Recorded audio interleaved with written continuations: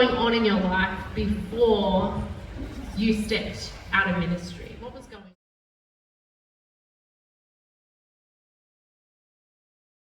People don't know what happened in your life over the past few years. You were in ministry, on staff, and then you weren't. And yeah, you've never shared it. So why don't we'll start with her, and we're going to ask, I want to ask, who was Dita 3 years ago? What was going on in your life before you stepped out of ministry? What was going on? 3 years ago, I was on staff, running youth ministry, doing everything. And yeah, I was just really busy. I was obsessed with achieving, and it's almost everything that I touched to turn to gold, and I love it, and yeah, I like just this whole thing of like building the church and building my church portfolio, networking, all that kind of stuff. And yeah, I think from the outside in, like, if you follow me on social media, my life would seem like full and purposeful and, oh, I want to be like her kind of thing. I hear a lot of people, oh, I just want to be like you, or what you can do. I would, lead youth or lead worship, and all guns blazing and run events and all that kind of stuff. But then I would go home and would feel really lonely. I was dealing with like really severe depression, anxiety, suicidal thoughts, and just battling with thoughts like from the outset, I'm doing everything well, but I would come home and I would feel like a failure. Like, you suck. That's the script that was playing in my head. And so I'm just used to masking.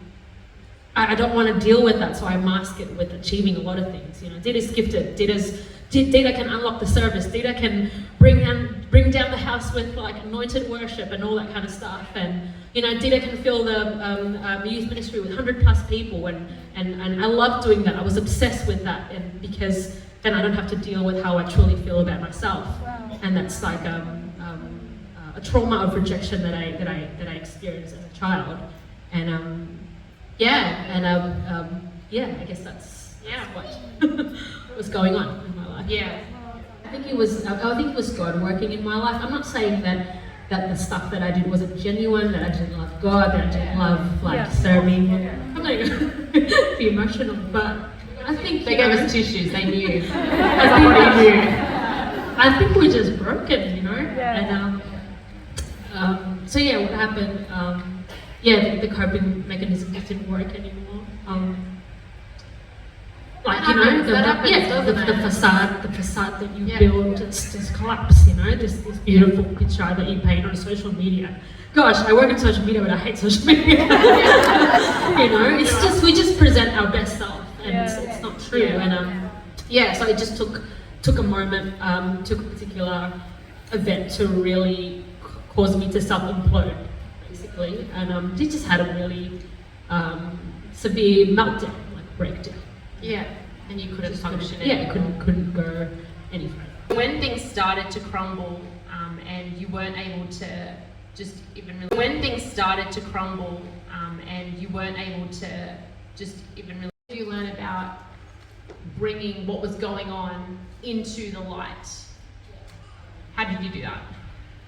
I remember being at a conference. This was like years ago, but it stuck with me. There's a story in Mark 3, I think.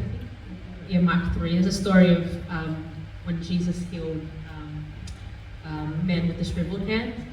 I just find it funny how Jesus made him stand in front of everyone and asked him to stretch out his hands.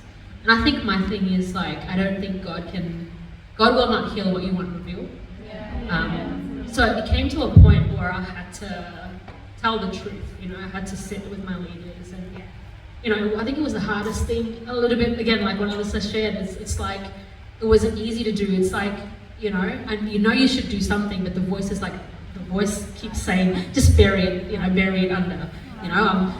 I think we get good at telling half-truths at church. Like, we tell our mentor just half-truths, like, this is enough, just to feel like I'm transparent kind of thing. But there's just some deep, dark stuff that needs to be talked about. And I think it just felt like God was pressing on me to just the truth, to Yeah. reveal what the stuff that I was dealing with. So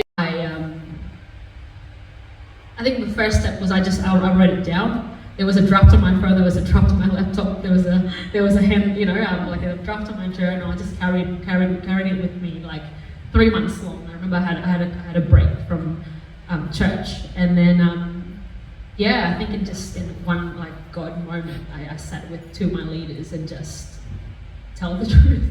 Yeah. I was like sobbing, I was a mess, but honestly, it was like a God moment. It was, I don't know, I think sometimes we think like, oh, we go to a revival service and we're going to get healed and like freed, and yes, God can do that, but sometimes it's telling the truth, sometimes it's just living authentically, and having no secrets. It's great to not have secrets. Yeah.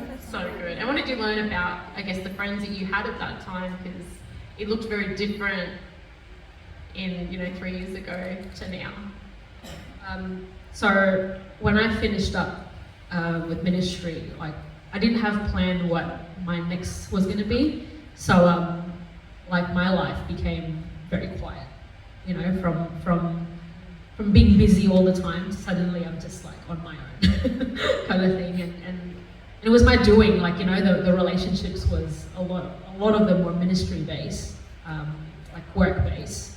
And I think I grew a little bit resentful towards church, towards people. I felt they were, I felt used. But there was just a few people that were persistent. Shout out name teaching. I think there were a season where like you can't even be a good friend. Yeah, I don't know if you heard. So Because let's be honest, like when someone's got deep trauma, like as a friend, we don't know what to say. We don't know how to help, and so having that, I think it was God's grace that I found. Like I've seen a Christian counselor before, but she wasn't helping me. I got connected to this psychologist. It's been like I had to do my part to show up literally every fortnight the last 2.5 years. I have to show up, and it's just he finally he helped me understand the way I viewed myself, what I was dealing with, and I think that was that now you're in this place of freedom that you've never have experienced before, this place of health. And I know you would say the journey continues. It's a work in progress. It's a work in progress, but you've never been this free before at the same time. So it's nice not to feel anxious all the time. Yeah, beautiful. So what have you, how are you doing friendship differently these days? Yeah, as I said, I think it's a work in progress. There's a lot of, I think, learning to trust people again, and but I think I've become better at giving time to the few. It doesn't have to be like an entourage of people. I think I used to be so obsessed with like making sure that everyone likes me. Everyone has to like me. That I have to present well. That I have to show my best stuff on stage, on social media. And like when I talk to people, I have to give a really good impression. But I think I'm learning to just honor the few and be grateful. Yeah. And lastly, what would you say, as someone who's walked through it, what would you say to the women here that feel like they are not living in the light? They feel like they have secrets, or they have things that they're not shared, or things that they're ashamed of. What would you say?